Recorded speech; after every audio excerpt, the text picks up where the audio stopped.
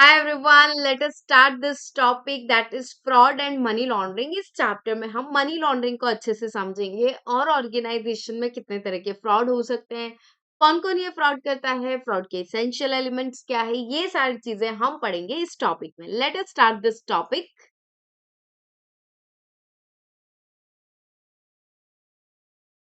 What are our topics of discussion today? Fraud क्या है? Fraud मतलब जानबूझकर किसी को चीट करना, दैट इज फ्रॉड. अगर अनजाने में कुछ गलत हो जाए तो उसे हम एरर बोलते हैं.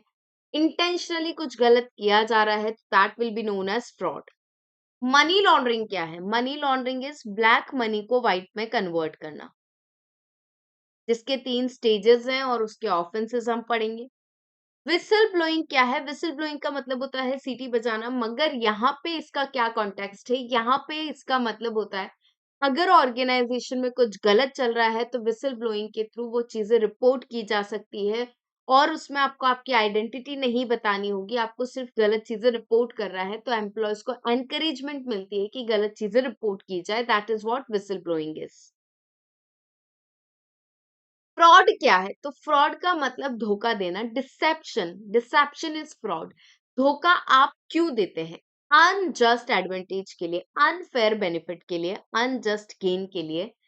जनरली फ्रॉड के 2 मेन एरियाज हैं. अच्छा, याद रखिएगा, फ्रॉड हमेशा इंटेंशनल होगा और 3 चीजें होती है तो फ्रॉड होता है. 3 इसेंशियल एलिमेंट्स ऑफ फ्रॉड.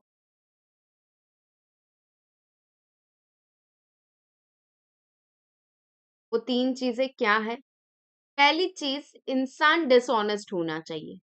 अगर ऑनेस्ट पर्सन है तो वो फ्रॉड कम करेगा, पर अगर कोई पर्सन अनएथिकल है, डिसऑनेस्ट है, तो वो फ्रॉड कर सकता है. दूसरी चीज, अपॉर्चुनिटी होनी चाहिए. अगर अपॉर्चुनिटी होगी तो ही पर्सन फ्रॉड करेगा. और तीसरी चीज, उसके पास पर्पस होना चाहिए फ्रॉड करने का. जब ये तीनों चीजें मर्ज होती है तब पर्सन फ्रॉड करता है, देन समवन कमिट्स फ्रॉड. अब फ्रॉड में क्या करते हैं ऑर्गेनाइजेशन में? असेट को मिस अप्रोप्रिएट करना, मतलब कंपनी के रिसोर्सेस को, ऑर्गेनाइजेशन के असेट्स को मिस यूज करना. जैसे कि कंपनी के असेट्स को चोरी करना, पर्सनल यूज जो है उसके लिए यूज करना. गोस्ट एम्प्लॉयज क्रिएट करना. गोस्ट एम्प्लॉयज का मतलब होता है जो लोग काम नहीं कर रहे हैं उनका नाम ऐड करके उनको सैलरी दिलवाना. फॉर एग्जाम्पल, आपके ऑर्गेनाइजेशन में 100 लोग काम कर रहे हैं मगर 105 लोगों को सैलरी दी जा रही है तो that is ghost employee. False claim करना. फॉल्स क्लेम का मतलब, जैसे कभी कभी ऑर्गेनाइजेशन के एम्प्लॉयज जो होते हैं कहीं ट्रैवल करते हैं, खाना खाते हैं, तो वो जो बिजनेस के एक्सपेंसेस होते हैं, एक्सपेंस 1000 हुआ है मगर वो 1500 क्लेम कर रहे, तो दैट इज फॉल्स क्लेम्स करना. Teeming and lading fraud. Teeming और लेडिंग काफी इंटरेस्टिंग फ्रॉड है. इसमें क्या किया जाता है? फॉर एग्जाम्पल, एक कंपनी है जिसको बहुत सारे लोगों से पैसा लेना है, A to Z तक सबसे पैसा लेना है. इस कंपनी का एक एम्प्लॉय है. इसने ए से पैसा जो आया था, मतलब ए से पैसा जो रिकवर हुआ था, डेटर का पैसा जो आया था, वो इसने अपनी पॉकेट में रख दिया. तो पॉकेट में रख दिया तो ऑब्वियसली कभी ना कभी तो कंपनी को पता चलेगा, क्योंकि ए तो पे कर चुका है मगर कंपनी के बुक्स में अभी भी आउटस्टैंडिंग दिख रहा है. तो उसने क्या किया? बी का जो पैसा आया उसने ए के अकाउंट्स को नील कर दिया, सी के पैसे से बी को कर दिया, और इस तरह से जैसे जैसे नए पर्सन का पैसा आ रहा है, नए कस्टमर का, उससे पुराने को सेट ऑफ किया जा रहा है. तो that is teeming and leading fraud. इससे जो फर्स्ट टाइम उसने जो भी गलत किया होगा वो उसे मतलब इजीली आइडेंटिफाई नहीं कर पाएगी कंपनी. जब तक ऐसा कोई बहुत बड़ा इन्वेस्टिगेशन ना चले तब तक ये इजीली आइडेंटिफाई नहीं हो पाएगा. और क्या फ्रॉड होते हैं? तो और होते हैं फाइनेंशियल स्टेटमेंट्स को मैनिपुलेट करने का फ्रॉड. क्योंकि कभी कभी क्या होता है कि शेयर होल्डर्स को खुश करने के लिए प्रॉफिट्स ओवरस्टेट किए जाते हैं, एक्सपेंसेस कम दिखाए जाते हैं, सेल्स ज्यादा दिखाया जाता है, तो that is financial statement fraud, जिसमें होती है विंडो ड्रेसिंग. विंडो ड्रेसिंग का मतलब ईयर एंड के आसपास फेक एंट्रीज करना, फेक एडजस्टमेंट करना, प्रॉफिट ज्यादा दिखाना, that is window dressing. Manipulating accounts to make the business look more profitable or stable than it is.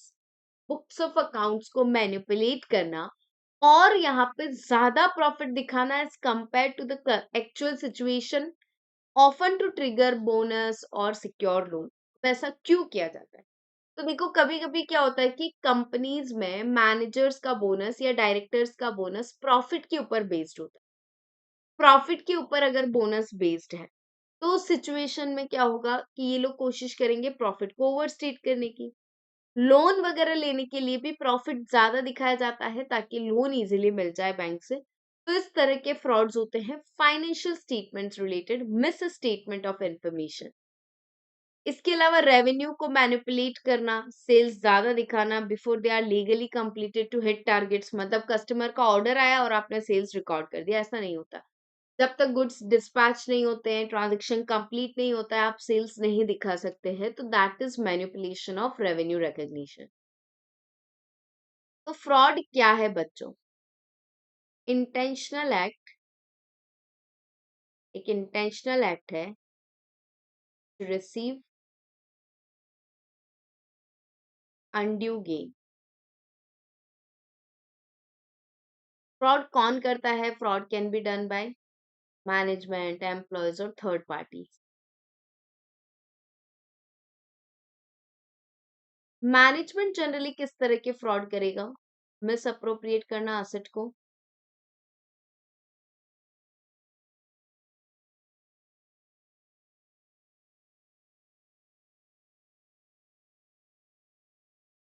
ठीक है। इसके अलावा बुक्स ऑफ अकाउंट्स को मैनिपुलेट करना, manipulation of books, window dressing करना,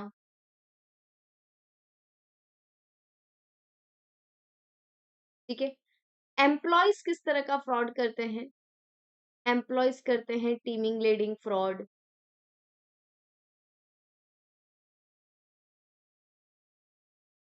गोस्ट एम्प्लॉयज क्रिएट कर देना,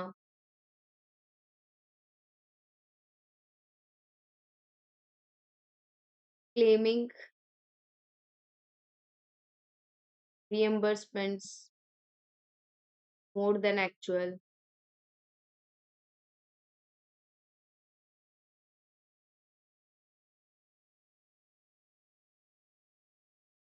इसके अलावा बाहर की पार्टीज भी फ्रॉड कर सकती है, थर्ड पार्टीज। जैसे आपको एडवांस कुछ लेकर चले गए और उसके बाद सर्विस ना दी, एडवांस फी, फ्रॉड,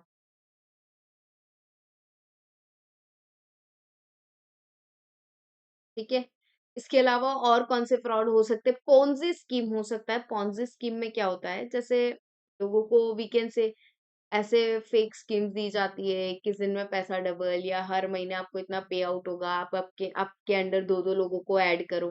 तो इस तरह की स्कीम्स चलाई जाती है और अल्टीमेटली जो पर्सन ये स्कीम स्टार्ट करता है वो भाग जाता है। तो दैट इज पोंजी स्कीम। अब फ्रॉड करने के लिए प्री रिक्विजिट्स क्या है? प्री रिक्विजिट्स मतलब कौन सी चीजें होती है तब जाके फ्रॉड होता है। Pre requisites of fraud. Fraud करने के लिए इंसान डिसऑनेस्ट होना चाहिए, डिसऑनेस्टी हो, पर्पस होना चाहिए क्यों आप फ्रॉड कर रहे हो, और अपॉर्चुनिटी होनी चाहिए फ्रॉड करने की। Then only a person commits the fraud, ठीक है। तो ये कुछ बेसिक नोट्स है अबाउट द फ्रॉड, ठीक है बच्चों। चलो, फ्रॉड के प्री रिक्विजिट्स क्या है? डिसऑनेस्टी। डिसऑनेस्टी का मतलब पर्सन ऑनेस्ट नहीं है, इंटीग्रिटी वाला नहीं है, तो ही वो फ्रॉड करेगा। अगर ऑनेस्ट इंसान है तो फ्रॉड नहीं करेगा। अपॉर्चुनिटी, अगर पर्सन के पास अपॉर्चुनिटी होगी तभी फ्रॉड कर पाएगा। अगर किसी कंपनी में कंट्रोल्स बहुत स्ट्रांग है तो फ्रॉड नहीं हो पाएगा। पर कंट्रोल्स अगर बहुत वीक होते हैं तो फ्रॉड इजीली हो जाता है। तो वीक इंटरनल कंट्रोल्स और लैक ऑफ मॉनिटरिंग तो इजीली फ्रॉड हो जाएगा। कोई मॉनिटरिंग करने वाला ना हो तो वहां पे फ्रॉड जल्दी होता है। जैसे कहीं पे बहुत सारा स्टॉक पड़ा है पर वहां पे कोई मॉनिटरिंग करने वाला नहीं है, तो वो स्टॉक कोई भी चुरा के ले जा सकता है। Motivation, it is pressure or financial trouble or greed where the reward outweighs the risk। Motivation का मतलब एक पर्पस हो, एक रीजन हो जिसके कारण पर्सन फ्रॉड करे। जैसे कब करता है? जैसे किसी के ऊपर फाइनेंशियल ट्रबल है तो वो फ्रॉड कर सकता है, या फिर लालच है इंसान को तो वो फ्रॉड कर सकता है। What are the warning signals, red flags, जहां पे हम बोल सकते हैं कि यहाँ फ्रॉड हो सकता है? जैसे कि मैनेजमेंट डोमिनेशन, अगर एक ही इंसान के पास बहुत सारी पावर है तो 100% चांसेस है वो इजीली फ्रॉड कर सकता है। लेविश लाइफस्टाइल, ऐसा कोई पर्सन जिसकी सैलरी बहुत कम है मगर वो बहुत लेविश लाइफस्टाइल जी रहा है, ब्रांडेड कपड़े पहन रहा है, महंगी गाड़ियां लेकर आ रहा है, महंगे फोन चला रहा है, तो इसका मतलब फ्रॉड हो सकता है। नो हॉलीडेज, अगर कोई पर्सन कभी भी छुट्टी नहीं लेता है तो हो सकता है वो फ्रॉड कर रहा हो। अनयूजुअल अगर कोई ट्रांजेक्शन्स हो रहे हैं तो हो सकता है वहां पे फ्रॉड हो रहा हो। नाउ व्हिसल ब्लोइंग क्या होता है? व्हिसल ब्लोइंग का मतलब एक ऐसा सिस्टम बनाओ कि अगर किसी एम्प्लॉय को कोई शक हो तो वो उस चीज को रिपोर्ट कर पाए बिना किसी डर के, और उसका नाम सबके सामने ना आए। तो दैट इज व्हिसल ब्लोइंग, जहाँ पे कॉन्फिडेंशियलिटी के साथ कोई पर्सन कोई मैटर रिपोर्ट कर सकता है। सिंस सीनियर मैनेजमेंट में भी इन्वॉल्व इन फ्रॉड, हो सकता है सीनियर लोग खुद फ्रॉड में इन्वॉल्व हो। Whistleblowing system allow the employee to report suspicious by bypassing the normal chain of command. Whistle blowing से एम्प्लॉयज क्या करते हैं, सस्पिशियस ट्रांजेक्शन्स रिपोर्ट कर पाते हैं। नॉर्मल जो चेन ऑफ कमांड है, मतलब नॉर्मल उनके मैनेजर्स वगैरह उन्हें उनको रिपोर्ट करने की जरूरत नहीं, एक ऐसा चैनल जिससे वो इंडिपेंडेंट डायरेक्टर्स को रिपोर्ट कर पाएंगे। कॉन्फिडेंशियल रहेगा, उसका नाम जो भी पर्सन विसल ब्लोइंग में रिपोर्ट कर रहा होगा उसका नाम ऑफ कोर्स कॉन्फिडेंशियल रखा जाएगा, किसी को नहीं बताया जाएगा। प्रोटेक्ट फ्रॉम रिटालिएशन, उसके खिलाफ किसी तरह का गलत एक्शन नहीं होगा। इंडिपेंडेंट इन्वेस्टिगेशन चलेगी उस मैटर पे, अगर वो सस्पिशन सच में बहुत बड़ा सस्पिशन है तो ऑडिट कमिटी उस पे इन्वेस्टिगेट करेगी। अब आता है मनी लॉन्ड्रिंग। मनी लॉन्ड्रिंग का मतलब होता है इलीगल मनी को लीगल में कन्वर्ट करना, that is money laundering. The process of making dirty money from crime look clean और लेजिटिमेट, एक ऐसा प्रोसेस जहां पे आप ब्लैक मनी को या क्रिमिनल प्रोसीड्स को या इलीगल पैसे को लीगल बना रहे। अब ये इलीगल पैसा आपने डायरेक्टली कमाया हो, इनडायरेक्टली कमाया हो, वो मनी लॉन्ड्रिंग में ही कंसिडर किया जाएगा। Three stages of money laundering क्या है? तो placement, layering, integration. Money laundering red 2 movie में बहुत अच्छे से बताया गया है। प्लेसमेंट का मतलब सबसे पहले इलीगल पैसे को किसी लीगल बिजनेस में प्लेस करो। लेयरिंग का मतलब होता है वहां से निकालो, कहीं और लगाओ, फिर कहीं और, फिर कहीं और, गोल गोल घुमाओ पैसों को ताकि उसका ओरिजिनल सोर्स पता ना चले। और इंटीग्रेशन का मतलब अब ये पैसा व्हाइट में कन्वर्ट हो चुका है, that is integration. Placement is introducing illegal cash into financial system, जैसे शेयर्स खरीदना, लग्जरी गुड्स खरीदना। इलीगल पैसे को लीगल बिजनेस में लगा दिया हमने, वो प्लेसमेंट हो गया। लेयरिंग का मतलब क्या होता है? फंड्स को इस तरह से रोटेट करो, complex transactions to hide the audit trail, मतलब उसका ओरिजिनल सोर्स पता ना चले। जैसे आपने असेट बेचा, फिर उसके बाद उससे ज्वेलरी खरीदी, ज्वेलरी खरीद के वापस बेची, शेयर्स खरीदे और बेचे वापस, फॉरेन में कहीं इन्वेस्ट कर दिया, तो इस तरह से पैसे को घुमाना ताकि उसका ओरिजिनल सोर्स पता ना चले। Integration, the fund now reappear as clean wealth and can be spend freely, अब आप इन्हें फ्रीली यूज कर सकते हैं, दैट इज इंटीग्रेशन।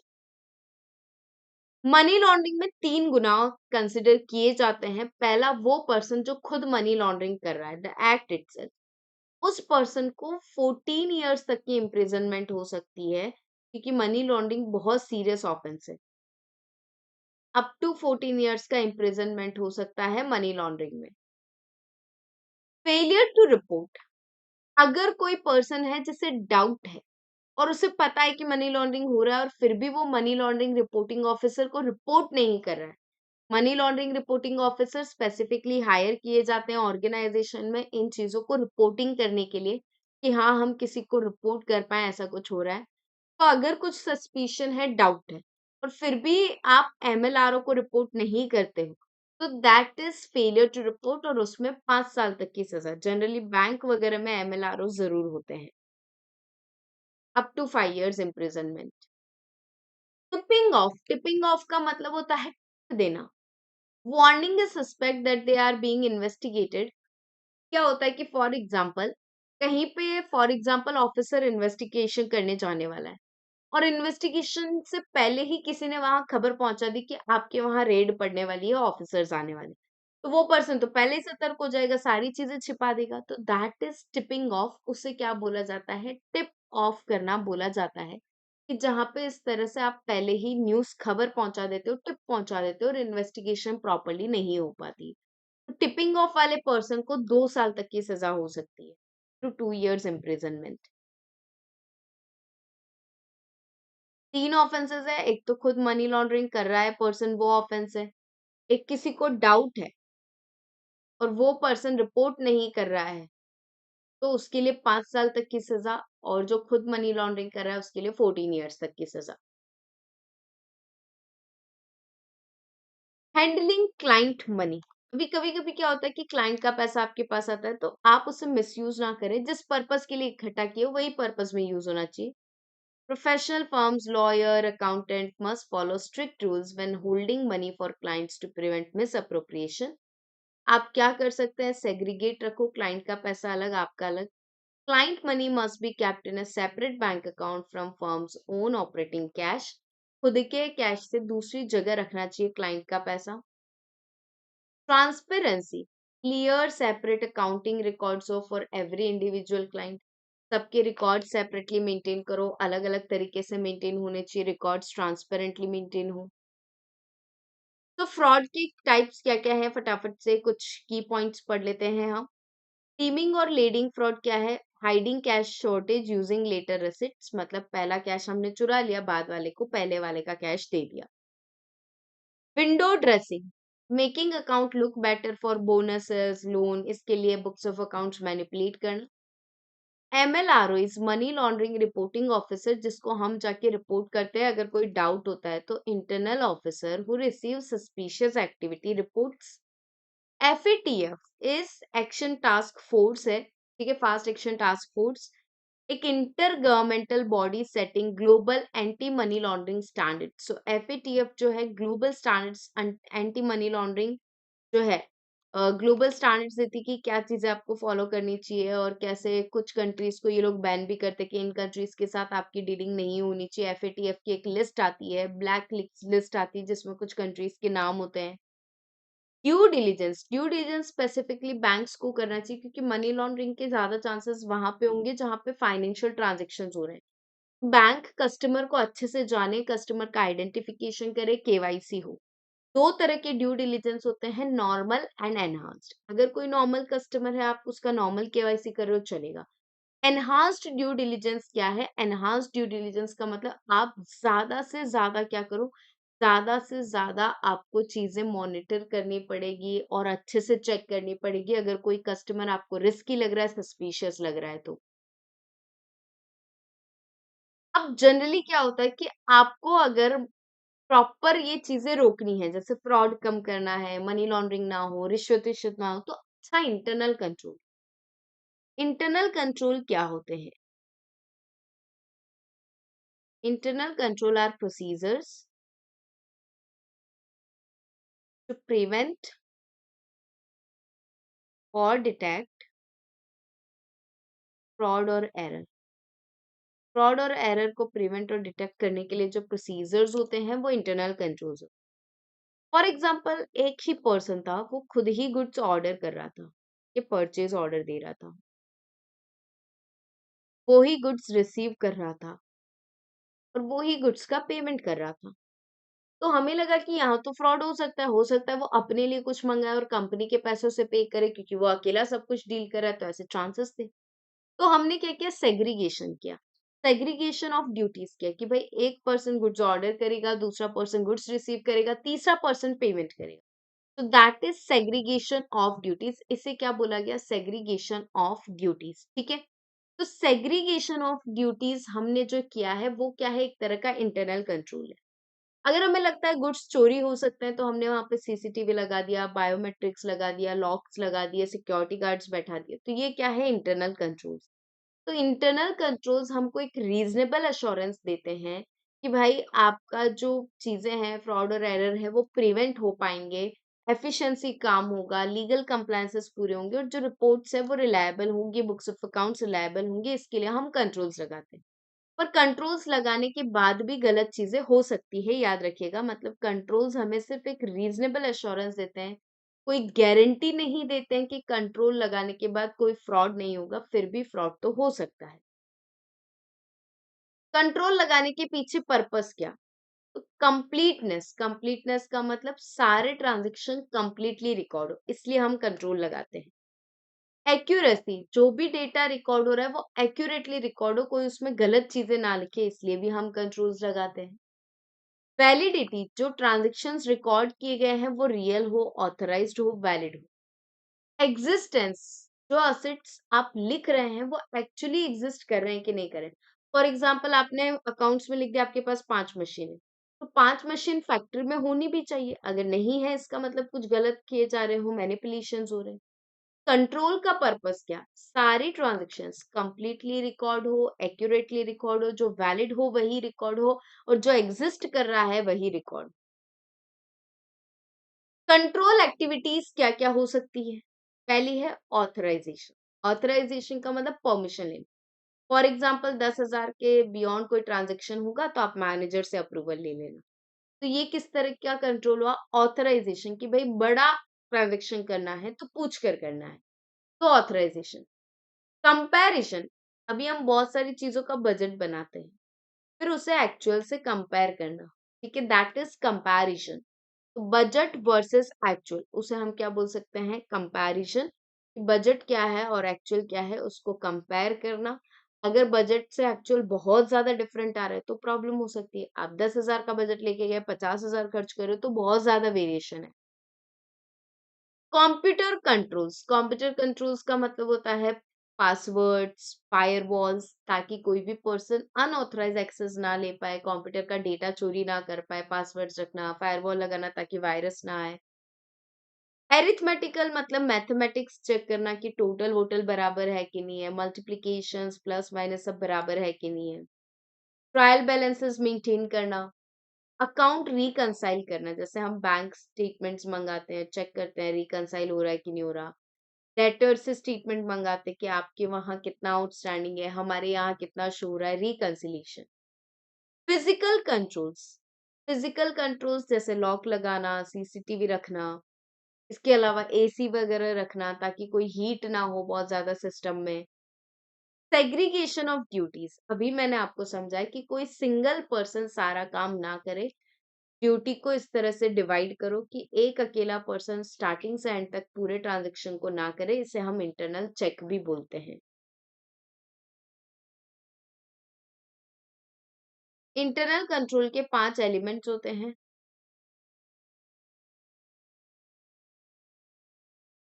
ठीक है। सबसे पहला एलिमेंट आता है बच्चों कंट्रोल एनवायरनमेंट, मतलब आप कंट्रोल कितने भी अच्छे लगा लो, अगर टॉप लेवल वाले फॉलो नहीं कर रहे होंगे तो बॉटम वाले भी फॉलो नहीं करेंगे। फॉर एग्जाम्पल आपके पेरेंट्स अगर मोबाइल चला रहे होंगे तो वो आपको भी नहीं बोल पाएंगे कि फोन मत चलाओ। कंट्रोल्स अच्छे हों मगर टॉप लेवल वाले के जो कमिटमेंट्स है, वैल्यूज है, वो कैसी है, दैट इज कंट्रोल एनवायरनमेंट, मतलब टॉप लेवल कैसे कंट्रोल को फॉलो कर रहा है। फिर आता है रिस्क असेसमेंट। रिस्क असेसमेंट मतलब क्या क्या चीजों की रिस्क है, दैट इज रिस्क असेसमेंट, ठीक है। जहां जहां रिस्क है वहां वहां कंट्रोल लगाने पड़ेंगे। फिर आती है आपकी कंट्रोल एक्टिविटी, कौन सा कंट्रोल लगाया जाए, ऑथराइजेशन, रिकंसिलिएशन, सेग्रीगेशन, इस तरह की एक्टिविटी। फिर हम ट्रांजेक्शन्स को रिकॉर्ड करते हैं इंफॉर्मेशन सिस्टम में ताकि ट्रांजेक्शन्स प्रॉपर्ली एक्यूरेटली रिकॉर्ड हो। और जो भी कंट्रोल्स लगाए जा रहे हैं उनकी मॉनिटरिंग जरूर होनी चाहिए, क्योंकि अगर कंट्रोल को मॉनिटर ना किया जाए तो हायर चांसेस हैं कि कंट्रोल्स इनइफेक्टिव हो जाए, प्रॉपर्ली काम नहीं कर रहे हो, जैसे कैमरा लगा दिया पर आप चेक ही नहीं कर रहे हो तो फिर कोई मतलब नहीं है। तो ये कंट्रोल के कंपोनेंट्स हैं, और कंट्रोल्स का पर्पस होता है एफिशिएंसी लाना, फ्रॉड एरर कम करना, असेट्स को सेफ रखना, अकाउंटिंग प्रॉपर हो, ये सारे पर्पस के लिए कंट्रोल लगाते हैं। मगर कंट्रोल आपको किसी चीज की गारंटी नहीं देते हैं, ये आपको सिर्फ एक रीजनेबल अश्योरेंस दे सकते हैं कि कुछ गलत नहीं है, ठीक है बच्चों।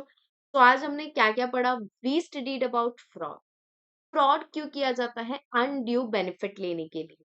मैनेजमेंट कर सकता है, एम्प्लॉयज कर सकते हैं, थर्ड पार्टीज कर सकते हैं। 3 चीजें होती है तो फ्रॉड होता है। पहली चीज डिसऑनेस्टी, दूसरा अपॉर्चुनिटी, तीसरा पर्पस होना चाहिए। इसके बाद पढ़ा मनी लॉन्ड्रिंग, ब्लैक मनी को व्हाइट में कन्वर्ट करना। 3 स्टेजेस है, प्लेसमेंट, लेयरिंग, इंटीग्रेशन। प्लेसमेंट मतलब आपने इलीगल पैसा लीगल बिजनेस में लगाया। लेयरिंग मतलब घोल घोल घुमाया। और इंटीग्रेशन का मतलब अब वो पैसा व्हाइट नजर आ रहा है, दैट इज इंटीग्रेशन। ठीक है। उसके बाद हमने पढ़ा कि इनके लिए सजा क्या है, ऑफेंसेस क्या है।